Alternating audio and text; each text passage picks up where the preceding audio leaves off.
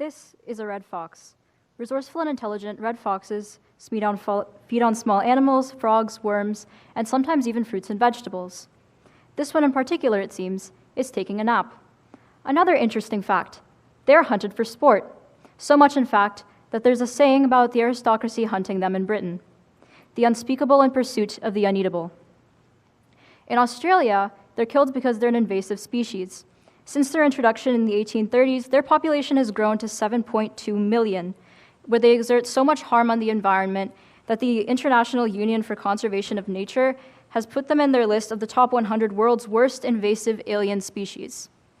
So, again, we kill them for conservation. This presents an understated fact. We, the general public, and many scientists even, think of conservation as something that is purely scientific, but in truth, it's also about ethics and our values. When we choose to preserve an endangered species instead of a more prevalent one, we are ultimately deeming the endangered species more important, despite the fact that the latter may contain more lives. Is this truly ethical? Is this the best thing to do for our environment? These questions are what inspired Dr. Aryan Wallach from the University of Technology, Sydney, to create Compassionate Conservation. Compassionate conservation critiques mainstream conservation methods, discouraging killing in favor of a more hands-off approach to conservation. This vastly diverges from mainstream conservation, but the most significant part of it that many conservationists take issue with is that it doesn't focus on biodiversity. You see, biodiversity is something that mainstream conservation puts an incredible amount of emphasis on. We work to preserve endangered species, and when we're restoring ecosystems, what we're really restoring is biodiversity. This is because food webs are incredibly delicate, and every species in a food web matters. When one population dies out, leaving their space in the food web empty, it creates a massive trophic cascade, a butterfly effect that can harm almost everything the ecosystem contains. But compassionate conservation asks, who are we to decide what belongs in a food web and what doesn't? How far back in ecological history do we go until we find the ecosystem we want to restore? In some situations, would it be best to let ecosystems self-regulate? Compassionate conservation also critiques mainstream conservation methods because of their inhumane and excessive population controls. Dingoes are largely considered pests in Australia, and they are poisoned by 1080, a metabolic poison that results in prolonged suffering followed by death. The Australian Wildlife Protection Council recognizes that 1080 also harms other wildlife, such as wallabies, livestock, and really any animal that falls victim to a 1080 baiting program. So, with arguments that seem logically and morally sound, compassionate conservation presents a very interesting and convincing argument. Conservation kills unethically and rests on the assumption that humans get to determine the environment. On the other side, of course, we see the biodiversity-centric side of conservation, which is larger and more generally supported, and they argue that non-native species destroy balance and all too often lead to the endangerment and even extinction of native species. Let me show you some examples. This is the brown tree snake. Upon its introduction to Guam in the 1950s, it killed over half of the island's native bird and reptile species. And this is the desert kangaroo rat. It was introduced to Australia. It was first seen in Australia in the 1840s. And you remember what else happened around that time? That's right, red foxes arrived. They were not sighted again until 1935, and from that point forth, there have been no further confirmed sightings. It is now widely believed to have gone extinct, likely due to the red fox. So, most conservationists would say non-native species need to be controlled. Some even say that native species need culling to preserve sustainable numbers. But again, conservation is supposed to be about preserving ecosystems, saving animals, so this seems like the wrong approach.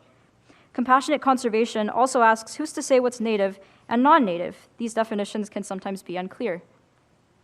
In this poll, the vast majority of Australians said that the dingo is a native species. Australian law also recognizes them as native, but they were brought by seafarers.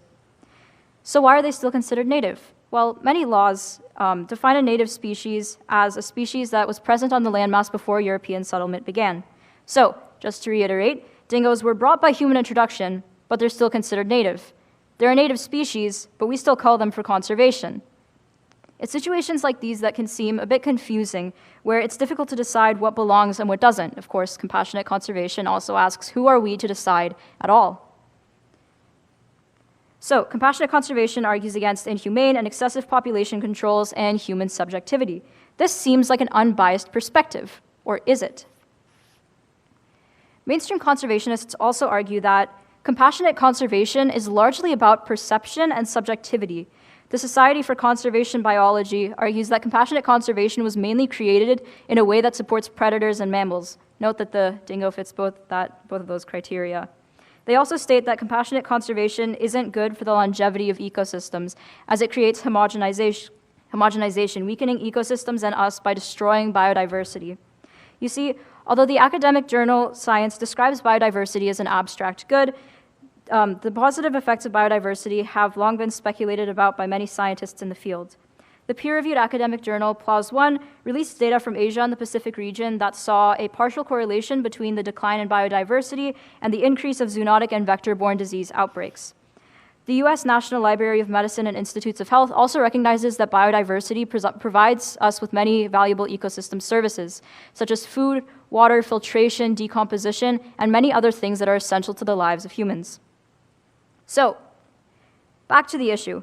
Biodiversity is incredibly important, but conservation efforts that focus on it often control populations of all species to a sometimes excessive degree and sometimes in inhumane ways. And that just doesn't feel right.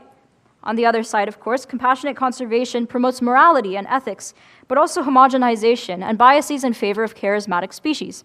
How do these positions reconcile? Well, Dr. Wallach's encouragement of ethics is founded on valid claims. 1080 is speculated to have negative consequences on ecosystems. The University of New South Wales found that dingoes have gotten bigger in the last 80 years, and only in areas with poison baits. But on the other hand, biodiversity is important.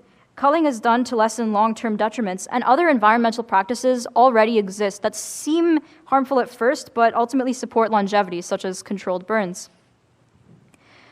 But scientists also argue that from a moral and ethical perspective, compassionate conservation doesn't make much sense. Whether it's through deforestation, global warming, and various kinds of pollution, humans have been harming the environment for hundreds of years now.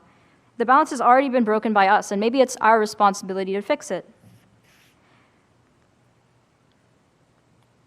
I think compassionate conservation, whether it's right or not, is exactly what we need to hear about. Though it differs drastically from mainstream conservation methods, it ultimately stems from the common goal of preserving our ecosystems and doing what's best for the whole planet.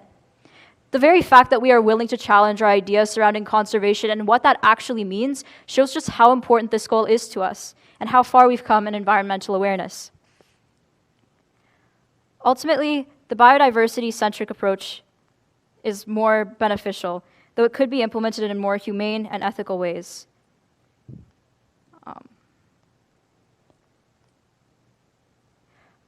This story of ethics and impact has been especially important to me because it's an opportunity for us to do some introspection. So I'll give you the same opportunity now. A red fox is taking a nap on a tree stump. What should we do? Thank you.